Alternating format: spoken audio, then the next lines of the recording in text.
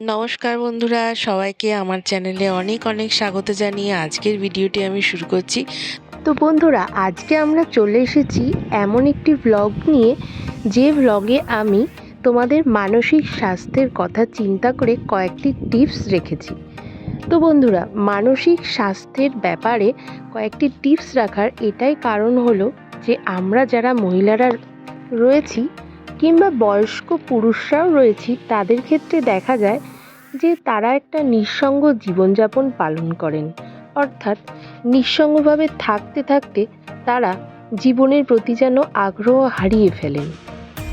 তো আমরা যখন আমাদের বিয়ে হয় তখন আমরা কোনো কিছুকে আঁকড়ে ধরে বাঁচার একটা চেষ্টা করি, সেটা হলো আমাদের সংসার।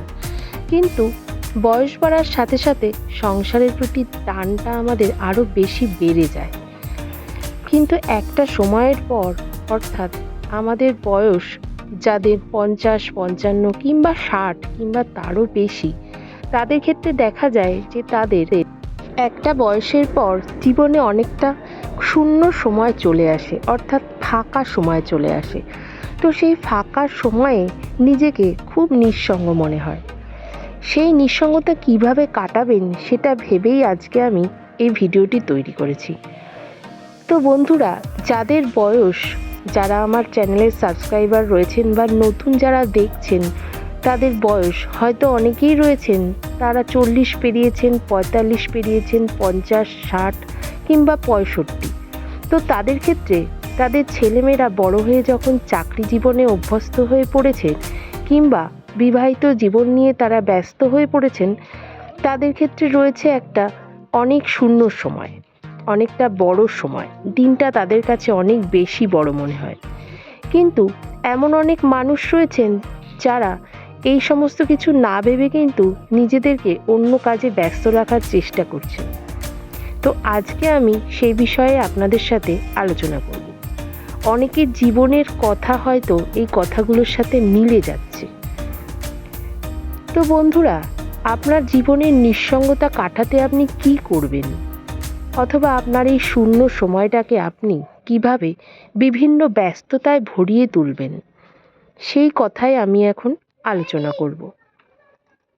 প্রথমত আপনাদেরকে বলবো, অনেক তো আপনি সংসারের অন্যের কথা ভাবলেন, আপনার ছেলের কথা, আপনার মেয়ের কথা, পরিবারের বয়স্ক যারা সদস্য রয়েছে তাদের কথা, তাদের সঙ্গ দিতে গিয়ে নিজের চুলের কালারটা হয়তো ঠিক দিনে করা হয়ে ওঠেনি, কিংবা হয়তো শখের গাছটা লাগানো হয়ে ওঠেনি, কিংবা হয়তো পার্লারে যেতে ইচ্ছা করলেও যেতে পারেননি।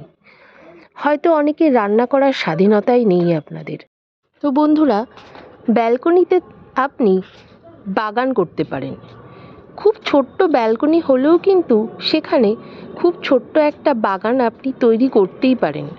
বাগানটি হতে পারে 5টি 6টি টবের কিংবা তারও বেশি টবের, অথবা আপনার বাড়ি যদি গ্রাউন্ড ফ্লোরে হয় কিংবা নিজস্ব বাড়িই হয়, তো সেক্ষেত্রে আপনি বাড়ির সামনের মাটিটাকে খালি ফেলে না রেখে সেখানে রং বেরঙের ফুলের চাষ শুরু করে দিন, কিংবা সবজির চাষ শুরু করে দিন। দেখবেন গাছে যখন সবজি হবে অথবা নতুন নতুন ফুলের গাছ ভরে উঠবে, কিংবা গাছে যখন প্রজাপতিদের আনাগোনা চলবে, তখন কিন্তু আপনার মনটা আনন্দে নেচে উঠবে। নিজেকে অনেক ছোট মনে হবে, অনেক স্বাধীন মনে হবে।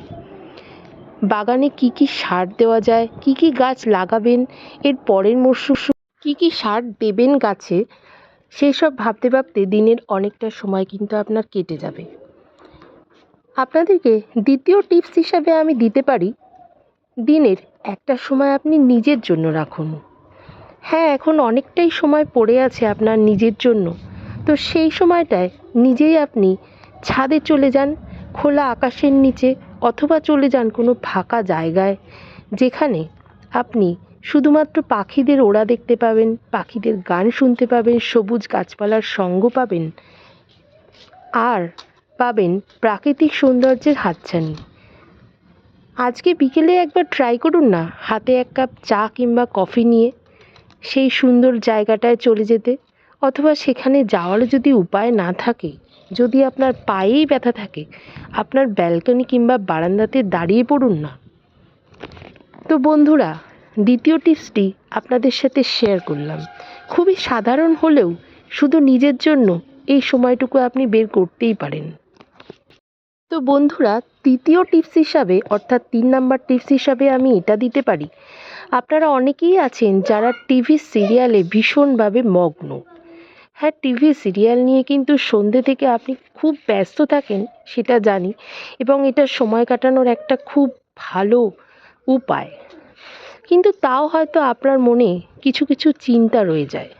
তো বন্ধুরা, আমি বলবো যাদের কাছে স্মার্টফোন রয়েছে তারা কিন্তু ইউটিউবে সিনেমা দেখতে পারেন, গান শুনতে পারেন, যে কোনো পছন্দের গল্প, কবিতা ইত্যাদি শুনতেই পারেন। 4 নাম্বার টিপস হিসাবে আমি আপনাদেরকে আর একটা কথা বলতে পারি। চলে আসুন আপনার পুরনো বন্ধুদের কথায়। পুরনো কলেজের বন্ধু কিংবা স্কুলের বন্ধু যাদের সাথে আপনার যোগাযোগ নেই, তাদের সাথে আপনি যোগাযোগ করার সামান্য চেষ্টা করুন। হ্যাঁ, চেষ্টা আপনি করতেই পারেন। ফেসবুকে সার্চ করুন, হোয়াটসঅ্যাপে তাদের নম্বর জোগাড় করুন। এভাবে আপনি তাদের সাথে যোগাযোগ রাখার কিছুটা চেষ্টা করুন, কারণ তারাও হয়তো নিঃসঙ্গ জীবনযাপন করছেন। পরের টিপস হিসাবে আমি বলতে পারি, মন খারাপ লাগলে নিজের পছন্দের রেসিপিটি একবার ট্রাই করে দেখুন না। যে রেসিপিটা আপনার খুব পছন্দের ছোটোবেলা থেকেই, অথচ আপনি কিন্তু অনেক দিন ধরেই সেই রেসিপিটা খাননি, তৈরি করে ফেলুন। আর অবশ্যই ফটো তুলে ফেসবুক, হোয়াটসঅ্যাপে কিন্তু শেয়ার করতে ভুলবেন না। ফুড ফটোগ্রাফি কিন্তু খুব ভালো একটা নেশা মন ভালো করার জন্য। এর পরের টিপসটি আমি আপনাদের সাথে শেয়ার করছি। মন ভালো না লাগলে অনেকেই হয়তো ঘুরতে বেরিয়ে যান। ঘুরতে বেরিয়ে যেতেই পারেন, কিন্তু অনেকের হয়তো সেই সামর্থ্যটাও থাকতে পারে না, অথবা শরীরের সামর্থ্য নেই। তো সেক্ষেত্রে আপনি কি করবেন? কাছে পিঠে কোনো পার্ক থাকলে বা কোনো মন্দির থাকলে অবশ্যই সেখানে একবার যাওয়ার চেষ্টা করুন। একা যান, কয়েকটা মানুষের সাথে দেখা হোক, গল্প করুন, মন খুলে হাসুন, কথা বলুন। বাচ্চাদের পার্কে যান, সেখানে গিয়ে বাচ্চাদের কথোপকথন শুনুন, বাচ্চাদের খেলা দেখুন, খোলা আকাশের নিচে তাদের কোলাহল শুনুন। এই টিপসটা আপনার মনটা কিন্তু ভালো করে দেবে। কোনো বিকেলে গেলে সেই বিকেলটা মধুময় হতেই হবে। তো বন্ধুরা, আজকের ভিডিওটি তোমাদের কেমন লাগলো? তোমাদের মানসিক স্বাস্থ্যের কথা চিন্তা করে আজকের এই ভিডিওটি আমি তৈরি করেছি। তো ভিডিওটি আজকে আমি এখানেই শেষ করছি। ভালো লাগলে অবশ্যই চ্যানেলটি সাবস্ক্রাইব করে দিও।